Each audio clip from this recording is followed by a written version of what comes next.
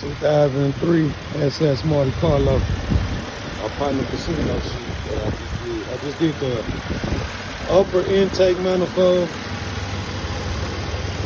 and the elbows. I don't know if y'all can see them, but the aluminum elbows right there. That's the problem he was having. So right now I'm gonna change the thermostat in them. This is the first crank since the upper intake been changed out and the elbows. I guess I done became a 3800 boy, but this is SS right here. The Dell Earnhardt edition.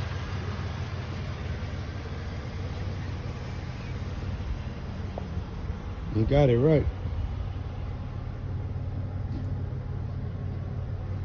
So yeah, this is what I've been working on for a couple of days.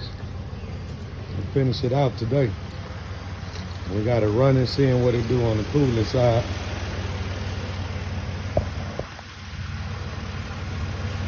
I'm gonna put the fuel filter in for them, that lower hose, and the thermostat.